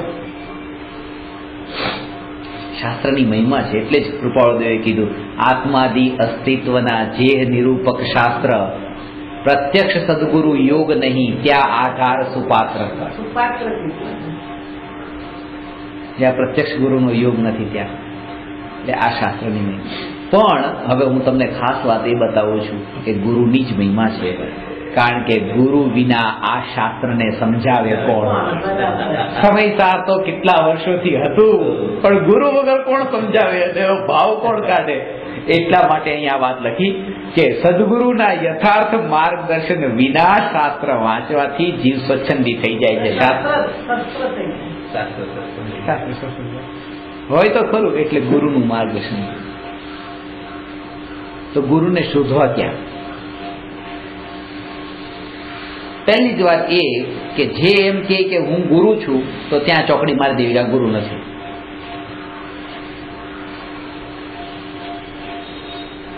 જે ગુરુ એમ કે હું ગુરુ છું તો એ ગુરુ નથી. અને જે શિષ્ય એમ કે હું શિષ્ય નથી તો એ શિષ્ય જ નથી. શિષ્ય તો એમ જ કેવું જોઈએ હું શિષ્ય જ છું, તો એ શિષ્ય છે. અને ગુરુ એમ કેવું જોઈએ કે હું ગુરુ નથી, તો એ ગુરુ છે. એને નાસ્તિકથી જ વાત કરવી જોઈએ, નથી. એટલે જયારે શિષ્ય એમ કે મને ગુરુજી આપનાથી મને ઘણું જ્ઞાન મળ્યું, હું ઘણું પામ્યો છું, ના, આ તો મારાથી પામ્યા જ નથી. ખરેખર તમારા ખાલી બોલવા માટે જ બોલતા હોય એમ નહીં, અંદરમાં માનતા પણ હોય એમ. પાછું ઘણા લોકો પછી એમ કે ગુરુનું જે કીધું ને કે ગુરુ એવા હોય કે જે એમ કે ના હું તમારો ગુરુ નથી, હું તમે મારાથી પામ્યા નથી, તમે તમારાથી જ પામ્યા છો, એ ગુરુ. હવે એને ગુરુ થવું હોય એટલે બોલવાનું પણ આવું ચાલુ કરી દીધું, હા હું તમારો ગુરુ નથી, કારણ કે ગુરુ થવું છે ને, પણ અંદરમાં પાછો માનતો જ હોય કે હું તમારો ગુરુ છું. એટલે અંતર જેનું પલટાયેલું હોય એ સદગુરુ છે. નિશ્ચયાભાસી મિથ્યા દ્રષ્ટિને સ્વચ્છંદી પણ કહે છે. આ સ્વચ્છંદી જીવ એટલે નિશ્ચયાભાસી, જે પોતાને ફાવે છે એમ ગ્રહણ કરી લે અને શાસ્ત્ર વાંચી.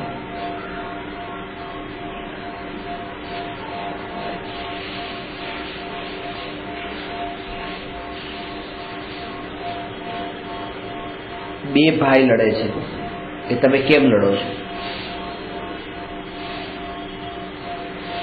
કોઈ કારણ વગર કે ના કઈક તો કારણ છે. હા કે આ મારું રમકડું લઈ ગયો તો એટલા માટે અમે બે લડીએ છીએ. તો આ લડવા વાળા જે છે ને એના કરતા બીજા જે 2 જણા છે એ લડતા હતા કે તમે કેમ લડો છો?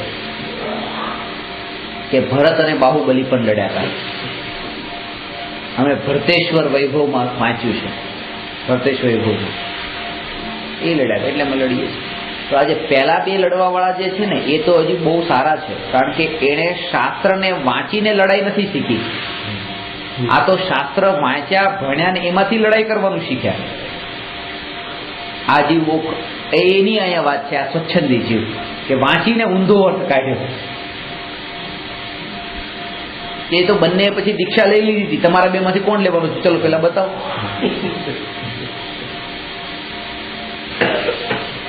એટલે ઊંધું ગ્રહણ કર્યું. આવા જીવો ઊંધું ગ્રહણ કરે. ગુરુદેવ પ્રવચનમાં ઘણી વાર કહેતા કે આવા જીવ એમ કે ને કે જોઈને ચાલજે નહીં તો પડીશ ખાડામાં, જોઈને ચાલજે નહીં તો પડીશ ખાડામાં.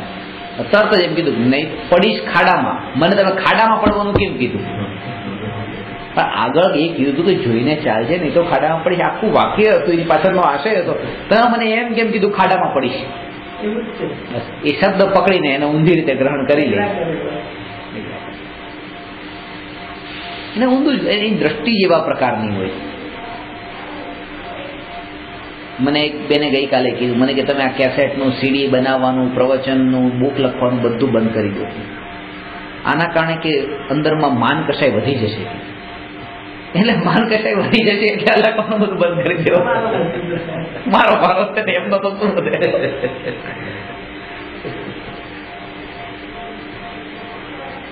તો પછી શું કરું મને કયો. અત્યારે આ ભૂમિકા મને બીજું અત્યારે મારી જે શાયરી આવી નથી, મારે કરવું શું બીજું કોઈ. અંદરમાં જવાનો અભ્યાસ કરો. આટલું સરળ છે અંદરમાં જવાનું. તમે મારી પાસે શું કામ આવે? તમે તમારા ઘરમાં અંદર જ રહેવું હતું ને.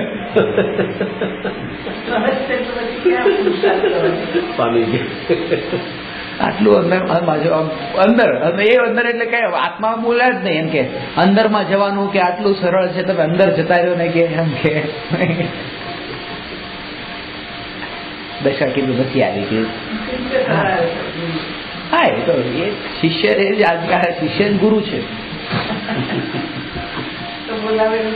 એટલે શીખવા તો મળે છે ને, શીખવા મળે છે ને, એટલા માટે ગુરુ. જેના થકી શીખવા મળે એ ગુરુ.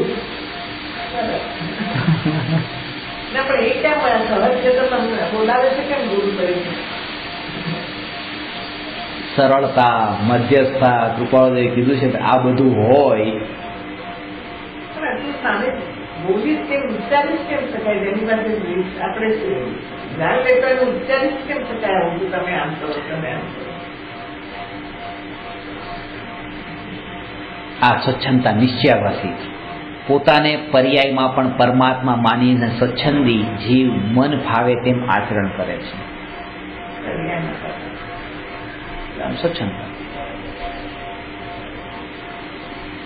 ઘરમાં બધાના જાત જાતના દેવ દેવતાના બધાના ફોટા હોય, ગળામાં સર્પ હોય, હાથમાં ત્રિશૂળ હોય, બાજુમાં પાર્વતી હોય, શિવનું એવી મૂર્તિ હોય. તો એવી મૂર્તિ મોટી રાખી એમ પૂછે કે આ તમે આ જૈન થઈને આ રાગી દેવી દેવતાઓમાં ક્યાં? ના, કે તમે ત્રિશૂળને ને સાપને ને બધાને છોડી જોવ નહીં તો તમને જો વિતરાગ પરમાત્મા જ દેખાશે, બીજું કંઈ નહીં.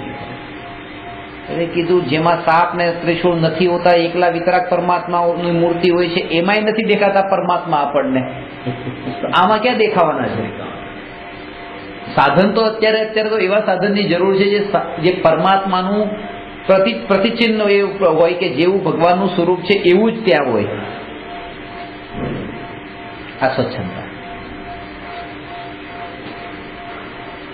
કરવું છે એટલે કરવું જ છે.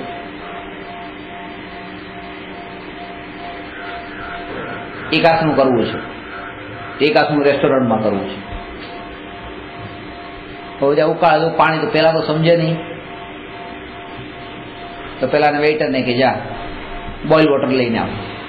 એ ઉકાળવું આવી ગયું, બસ પતી ગયું. પેલા તો ગરમ ગરમ થોડું કરીને મૂકી દીધું ગ્લાસમાં, થઈ ગયું.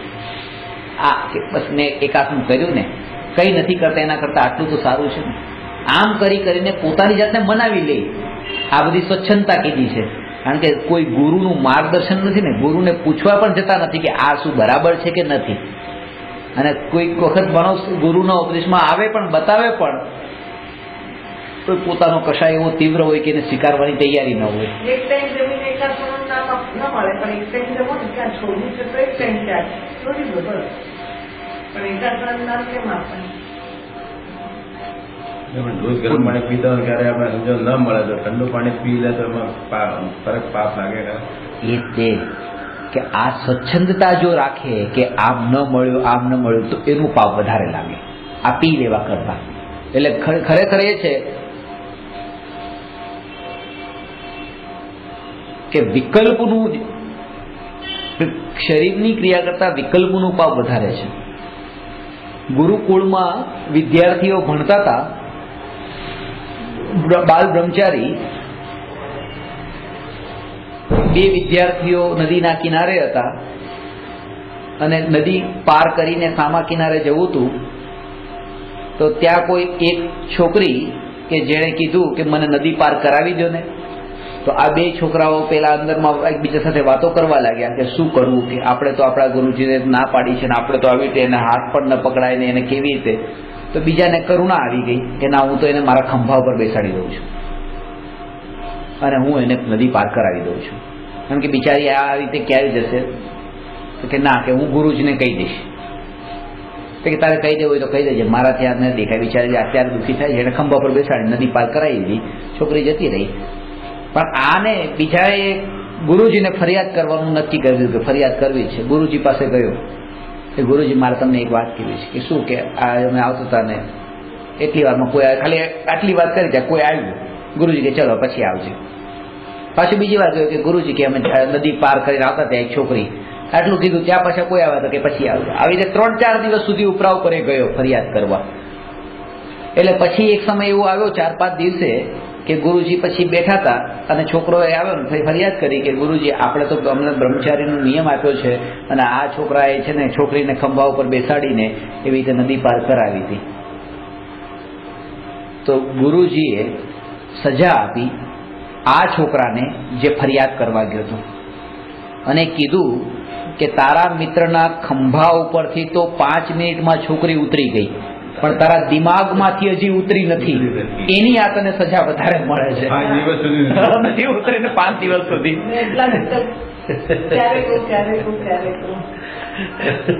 એટલે પેલું જે શરીરથી જે ઉતરવું, શરીર ઉપર સ્પર્શ થવો, એ એટલો દોષ નથી જેટલો વિકલ્પમાં અંદર સ્પર્શી ગયું છે એ મોટો દોષ છે.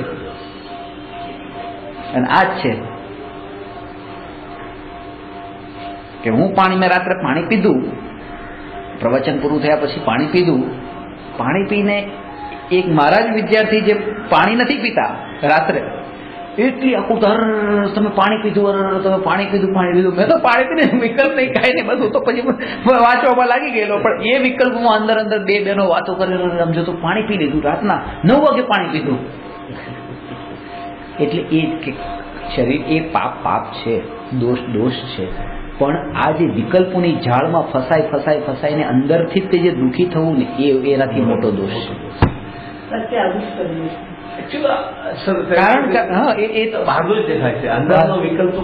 પરિણામ આપણે તમે બીજાના પરિણામને ક્યાં જાણી શકો? આપણે પોતાના પરિણામ જ નથી જાણતા કે કેવા તો પકડાતા નથી. તો બીજાના પરિણામોને કેવી રીતે અંડર એસ્ટિમેટ કરાય કે આ આવા છે ને આ આવા છે?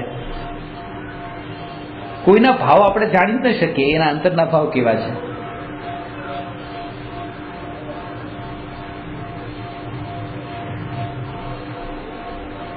પેલા મને વારંવાર થતું, વિમાનમાં જતા હોય બાજુમાં તે હવે કોઈ ચાઇનીઝ બેઠો, જાપાનીઝ બેઠો, જયારે પેલી યાર હોસ્ટેસ પૂછે કે વેજ નોન વેજ પૂછતા, બાજુ વાળો જયારે એમ બોલે નોન વેજ, તરત મરી ગયા એની બાજુમાં ક્યાં આવ્યા. પણ પછી એ વિચાર કરે કે મારો જન્મ એના ઘરમાં એના ભાઈ બહેન રૂપે થયો હોત તો હું એવું જ ખાતો. એનો જન્મ મારા પરિવારમાં મારા ભાઈ બહેન રૂપે થયો હોત તો એ મારા જેવું ખાતો. આમાં ક્યાં કસાઈ કરવા જેવો છે? અને બીજું કે એ જે નોનવેજ ખાતો હોય છે ને, તો એ એવા ભાવ કરીને ત્યારે ન પણ ખાતો હોય, ખાવા માટે આમ ખાઈ લેતો હોય. પણ આપણે એની બાજુમાં બેસીને અંદરથી જે ભાવ કરીને નોનવેજ ખાય, એ ભાવથી આપણે વધારે કર્મ માનતા હોઈએ. એટલું ખાઈ ના બને એના કરતા વિકલ્પ કારણ કે નોનવેજ ખાવ એ તો એનું રૂટીન છે. પણ એ ખાવાવાળાની બાજુમાં બેસવું આપણું રૂટીન નથી, એટલે આપણને વધારે અસર કરી જાય છે. ક્યાં અહીંયા સીટ મળી એટલું બી થઈ જાય. પર્વતો એટલે બોલીએ નહીં, પણ બેસવું જ પડે. ક્યાં જાવ? હા, ક્યાં જાવ તમે? આવું તો અનુભવ મને નહીં થયો. આપણે પાલિકાથી આવતા તો પેલી બેને શું કીધું, 4:30 તમે કીધું એને કે આ ચાના એકનો વિકલ્પ કરે. એને કીધું કે હું તો અંદરથી એ શિક્ષક હતા, ધર્મનું શિક્ષક ભણાવ કે હું પોતાને પર્યાયમાં પણ પરમાત્મા માનીને સ્વચ્છંદી જીવ મન ફાવે તેમ આચરણ કરે છે. ક્રોધાદી કશાય ભાવ આત્માના શત્રુ છે. તેમાં પણ માન કશાય મનુષ્યનો પરમ શત્રુ છે. 4 ગતિમાં 4 કશાયની મુખ્યતા છે. નરક ગતિમાં ક્રોધની, મનુષ્ય ગતિમાં માનની, તિર્યંચ ગતિમાં માયાની અને દેવ ગતિમાં લોભની. નરક ગતિમાં લોભ, માન કે માયા માટે કોઈ સ્થાન નથી, કારણ કે ત્યાં એક લોભ, ત્યાં એને ક્રોધ, ત્યાં માન અને માયાચારી કરવાના એવા પ્રસંગો બહુ ઓછા બને છે, ક્રોધ વધારે છે. કારણ કે વેર ઝેરના જે ભાવ છે, મારકાટના ભાવ છે એકબીજાના, તો એ ક્રોધ નરકમાં મુખ્યત્વે. દેવોમાં બધાને બધું મળ્યું છે, એટલે કોણ નાનો ને કોણ મોટો, માન ને નાનો ને મોટા ને એવું કઈ બહુ વધારે નથી હોતું, પણ લોભ વધારે છે. કારણ કે જેટલું મળ્યું છે એટલું પણ ઓછું લાગે છે. એટલે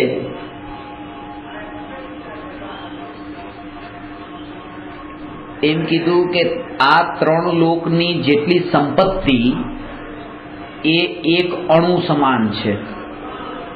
એક અણુ, બહુ એટલું વધારે નથી, અણુ સમાન છે. અને સંસારમાં જીવ અનંત છે, અને જીવોની ઈચ્છા અનંતાનંત છે, અને લોક તો એક અણુ સમાન છે. હવે બતાવો કે કોને કેટલો ભાગમાં આવે, મળે પણ તો કેટલું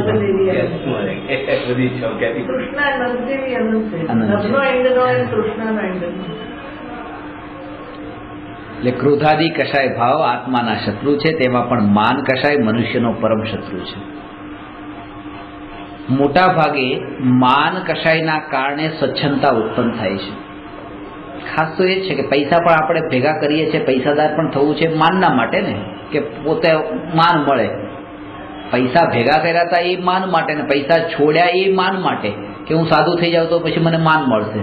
તો માનને પોષવાનો વિધિ તો બેમાં એક જ, એટલે અલગ અલગ માર્ગ અલગ અપનાવ્યો છે. આ ભોગવીને પોતાને મહાન બતાવે છે, અને આ ત્યાગીને પોતાને મહાન બતાવે છે, પણ બંને પોતાને પરના લીધે મહાન બતાવે છે. મોટા ભાગે માન કશાયના કારણે સ્વચ્છંદતા ઉત્પન્ન થાય છે. સ્વચ્છંદી જીવને તીવ્ર માન હોવાથી સદગુરુના ચરણમાં જવાનો ભાવ આવતો નથી. આ માન કશાયના કારણે પ્રત્યક્ષમાં મળેલા સદગુરુને પણ ગુમાવી દે છે. પોતે માન જોઈતું છે ને, એટલે 4 ગુરુ છે, એમાંના 3 સદગુરુ છે અને 1 કુગુરુ છે. 4 આ ગુરુ લાઈનથી પોતે પોતાનામાં બેઠા છે.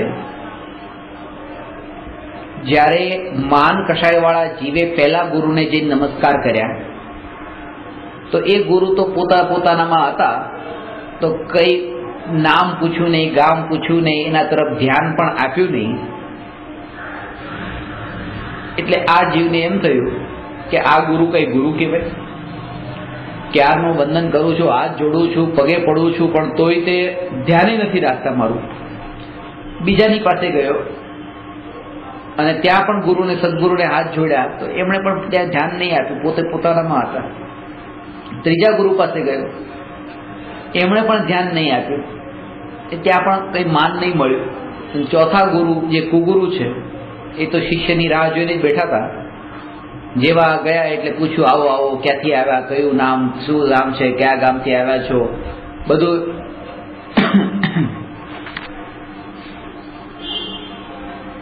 તો હું એ કહેતો હતો કે પહેલા 3 ગુરુની પાસે હાથ જોડ્યા, પણ ત્યાં માન નહીં મળ્યું, અને 4થા ગુરુ કુગુરુ પાસે માન મળ્યું. એટલે જે માન કશાયને જેને પોષવું હોય ને, એ કુગુરુમાં ફસાઈ જાય છે. સદગુરુ માન જોઈતું છે, એટલે સાચા ગુરુ પણ મળતા હોય તો પણ એને ગુમાવવાની તૈયારી છે, કારણ કે મને શું લાભ થયો એમનાથી. એટલે એ કે બધી જ જગ્યાએથી માન રાખવું તો રાખવું, પણ ગુરુની પાસે માન છોડવું. કારણ કે બાકી બધી જગ્યાએ તમે જો માન રાખ્યું તો ત્યાં તમે એટલું બધું નહીં ગુમાવો, પણ ગુરુ પાસે માન રાખતા તો ગુરુ જ ગુમાવી દેશો. એ જે અનંત સંસાર પરિભ્રમણને ટાળવાનું નિમિત્ત કારણ છે, આપણા માટે માર્ગદર્શક છે, પથ પ્રદર્શક છે. તો એના માટે અહીંયા બતાવ્યું કે સ્વચ્છંદી જીવને તીવ્ર માન હોવાથી સદગુરુના ચરણમાં જવાનો ભાવ આવતો નથી. કૃપાળુદેવે વિનયની મહિમા બતાવી. એવો માર્ગ વિનય તણો, ભાખ્યો શ્રી વિતરાગ, મૂળ હેતુ એ માર્ગનો, સમજે કોઈ સુભાગ. વિનયની બહુ મહિમા બતાવી. ગુરુની પાસે જાઓ અને તમે પૈસાનો ઢગલો લઈને જાઓ તો ગુરુને કંઈ પડી નથી. તમને જ્ઞાન આપે ન આપે કંઈ, એ કંઈ જરૂરી નથી કે તમે આપો તો ગુરુ તમને જ્ઞાન આપે. પણ વિનય તમારામાં હોય, ગુરુનો તમે આદર કરો કે ના મને જ્ઞાન આપો, હું બહુ દુઃખી છું, મને આ જ્ઞાન પ્રાપ્ત કરવું છે, હું આજ સુધી આ વાતને મેં જાણી નથી, આપની પાસે જે વાત મને સાંભળવા મળે આ તો દુર્લભ છે, આવો વિનય ભાવ જો હોય તો ગુરુને એમ થાય કે લાવ કલાક જ્ઞાન આપો, લાવ 2 કલાક આપી દઈએ, કે આ પાત્ર જીવ છે, આટલો જિજ્ઞાસુ જીવ છે એમ.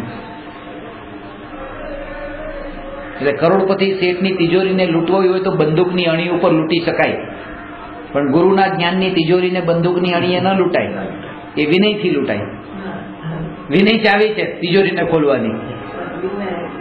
એટલે છોકરાને હમણાં પૂછ્યો પ્રશ્ન કે ગુરુના જ્ઞાનની તિજોરીને ખોલવાની ચાવી શું, તો કે વિનય. પ્રશ્નોત્તરીમાં જે વાત પૂછ્યું હતું, બહુ જ વિનયની વાત બતાવે, વિનય. અને પછી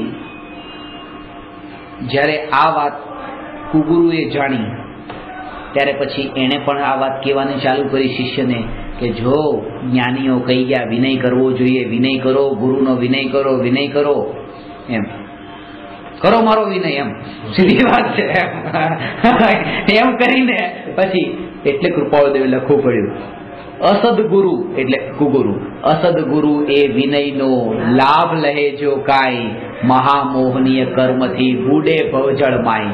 સંસાર સાગરમાં પોતે ડૂબી જાય છે. કારણ કે આ વાત પકડી લીધી. પછી શિષ્યને કીધું જો આ શાસ્ત્રમાં લખ્યું છે વિનય તો કરવો જોઈએ, વિનય તો ગુરુના જ્ઞાનની તિજોરીને ખોલવાની ચાવી છે, અને એમ કરી એટલે બંને વાત સમજવી જરૂરી છે. ગુરુનો તો વિનય થવો જ જોઈએ અને કુગુરુનો વિનય ક્યારેય ન થાય એનું ધ્યાન રાખવું જોઈએ. એટલે હું ક્યારેય પણ મહારાજ સાહેબોનો વિરોધી નથી હોતો, પણ ખાસ એ વાત બતાવવાની કે જે વિનય, જે તમારો વિનય એટલે તમારો વૈભવ છે, જે તમારો ખજાનો જ્યાં જવો જોઈએ ત્યાં ન જઈને બીજી જગ્યાએ જતો રહે છે, તો જ્યાં જવો જોઈએ ત્યાં નથી પહોંચતો, એ જ મોટો દુરુપયોગ છે. કે યોગ્ય જગ્યાએ જાય એ દુરુપયોગ ન થાય. આટલા જમણમાં આટલી બધી બાસુંદી આપણે બધી ગટરમાં ફેંકી દઈએ, બરાબર છે કે ના કોઈના પેટમાં જાય, ભલે જેને જાણતા ન હોય તોય આપણે એને આપી દઈએ ને કે ના એના પેટમાં તો જશે ને. એનો દુરુપયોગ ન થવો જોઈએ. તો આપણા વિનયનો દુરુપયોગ થાય છે જ્યારે આમનામાં કુગુરુમાં જતો રહે છે વિનય ત્યારે. હા, એટલે એક ગુરુ એવા છે કે જે પોતે તરે છે ને બીજાને પણ તારે છે, બીજા ગુરુ એવા છે જે પોતે તરે છે, ત્રીજા ગુરુ પોતે પણ તરતા નથી ને બીજાને પણ તારતા નથી. 3 હોડીની જેમ, લાકડાની, કાગળની ને પથ્થરની. લાકડાની હોડી પોતે પણ તરે અને બીજાને પણ તારે, એમાં બેસે નહીં.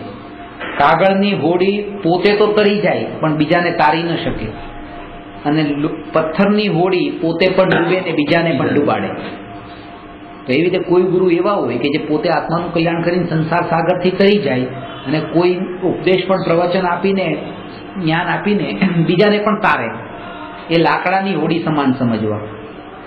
ને કોઈ ગુરુ એવા કે જે પોતાનું તો કલ્યાણ કર્યું પણ પ્રવચન આપવાની કળા ન હોય તો બીજાને સમજાવી નથી શકતા, પોતાનું કલ્યાણ કરીને તરી ગયા, તો એ કાગળની હોડી જેવા સમજવા. અને જે કુગુરુ, જે સ્વચ્છંદી, જે માનકશાહી, એ પોતે ડૂબે છે અને આવી રીતે શિષ્ય પાસે એવી રીતે ખોટો વિનય પણ કરાવે. એ શિષ્યને એમ કે તમારી પાસે આટલો બધો પરિગ્રહ છે, આ પરિગ્રહ લઈને શું નરકે જવું છે? તત્વાળ સૂત્રમાં લખ્યું છે પરિગ્રહ નરકનું દ્વાર છે.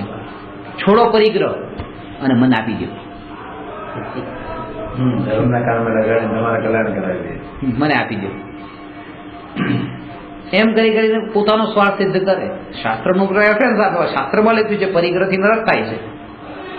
શિષ્ય પછી સમજદાર છે, એ ચોપડી લઈ પછી ગુરુ પાસે ગયો કે આ પરિગ્રહ તો નરકનું દ્વાર છે, શિષ્ય નરકે જાય ચાલે, ગુરુને નથી મોકલવાનું, નથી આપવા જાવ. એ બધી એટલો સમજદાર હોય ને, ડાયરેક્ટ ન માનતા હોય ને, આજે તો ધર્મ માર્ગે ખર્ચી કાઢો. તમે જેમ કીધું નીચે 5 માણસ એમના બેસાડતા હોય, પોતે ન કરતા હોય પણ બોલીઓ બોલાવવા વાળા પછી બેસાડતા હોય. એટલા અંદર રસ્તા કેટલા હોય. અરે અને પાછું આ બધું ચાલતું હોય એ તો ઠીક છે, આ ભૂમિકામાં એવો આખો જીવના ભાવ હોય, પણ પાછું આવું કરવું પડે, તમને ખબર ન પડે, આવું તો કરવું જ પડે. એમને જ્યારે તમે કહો ને આવું શું કામ કરો, આવું કરવું પડે, એ જ તે ને, આવું કરવું પડે. હવે સ્ટેજ ઉપર બોલાવીને કોઈને આપણે કહેતા હોઈએ આવો આવો આવો, કે આવું કરવું પડે.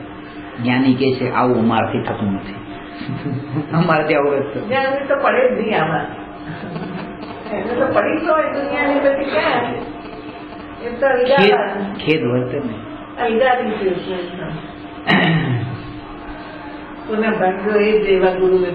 પામી શકે.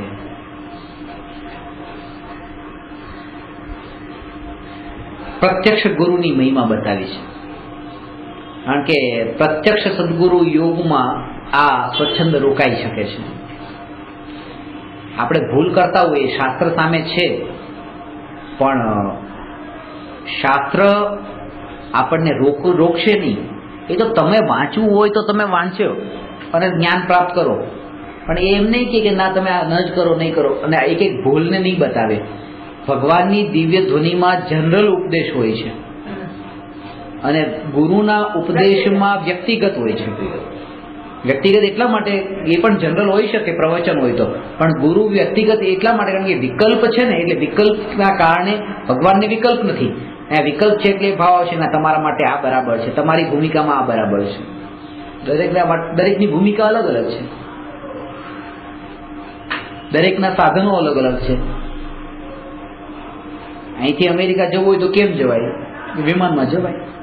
વિમાનમાં જવાય, વિમાનમાં તો એરપોર્ટથી જવાય. અહીંથી એરપોર્ટ તો કે એ ગાડીમાં જવાય, પણ એ ગાડીમાં જવાય તો નીચેથી ગાડીમાં જવાય. અહીંથી નીચે કેવી રીતે જવાય? કે ચાલીને જવાય. અહીંથી નીચે જવા માટે એ ગાડી ને વિમાન કામમાં નહીં આવે. નીચેથી એરપોર્ટ જવા માટે પગ અને વિમાન કામમાં નહીં આવે, અને એરપોર્ટથી અમેરિકા માટે પગ અને ગાડી કામમાં નહીં આવે. જે ભૂમિકામાં આપણે હોઈએ ત્યાં એ જ સાધન કામમાં આવે છે, અને એનું અવલંબન લેવાનું છે. અને સ્વચ્છંદી જીવ છે એ અહીંયા હજી છે, અહીંયા ઉપર, અને અહીંયા જ વિમાનમાં બેસવાની વાત કરે છે, વાતો આગળની કરે છે. એટલે ભૂમિકા અનુસાર વર્તવું, કે હું તો ભગવાન છું એમ નહીં.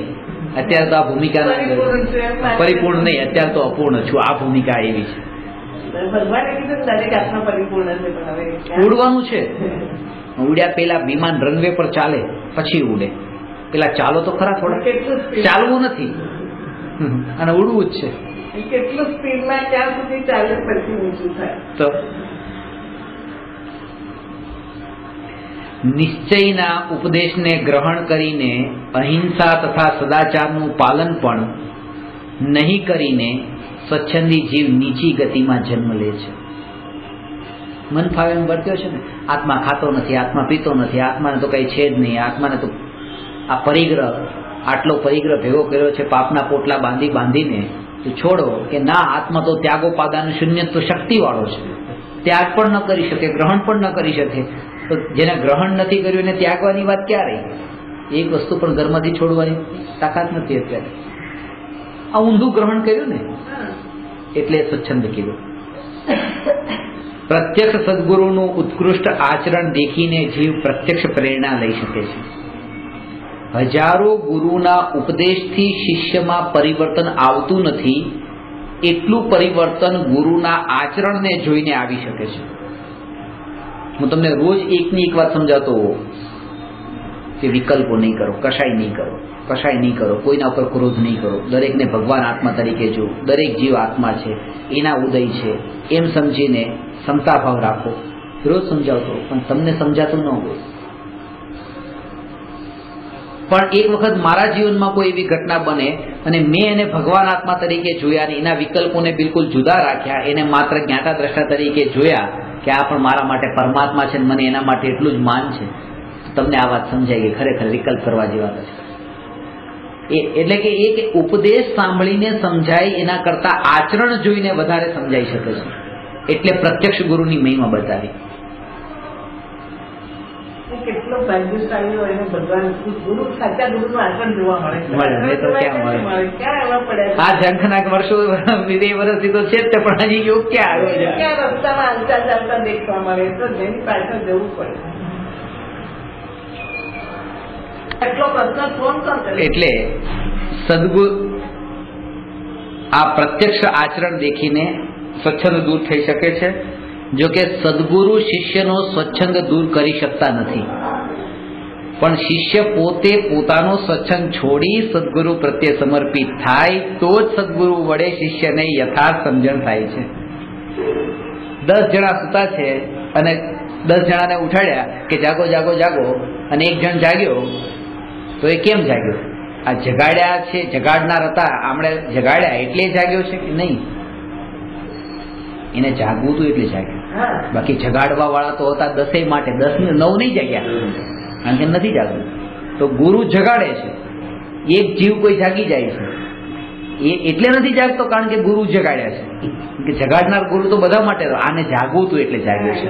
પણ જ્યારે એ જાગશે, જે 9 માંથી 10 માંથી એક જાગ્યો, ત્યારે જે જગાડ્યો ને, હાય તમારો આભાર, હું ટાઈમે જાગી ગયો, તમે મને જગાડ્યો અને આ હું પહોંચી જઈશ, મારું કામ જે છે જલ્દી ટાઈમ પર થઈ જશે, તમે મને જગાડ્યો, તમારો આભાર.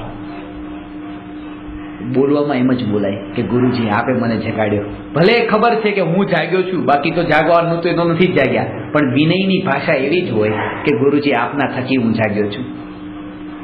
આ વ્યવહાર છે, અને અંતરનો નિશ્ચય અંતરમાં જ હોય છે, બોલવામાં નથી હોવાનો. આ વાતનો જો સમન્વય જેના જીવનમાં આવી ગયો ને, બસ તો એ હવે પામવાનો. સદગુરુની આજ્ઞામાં વર્તવાથી જીવનો વ્યવહાર નિર્મળ થાય છે તથા સ્વચ્છંદ પણ ટળે છે. દેખીને, પ્રત્યક્ષ આચરણ દેખીને એના અંતરની નિર્મળતા વધે છે. હજી થોડું બાકી છે, એ હું આવતીકાલે લઈશ. નમો અરહંતાણં નમો સિદ્ધાણં નમો આયર્યાણં નમો ઉવજ્જાયાણં નમો લોયે સવસા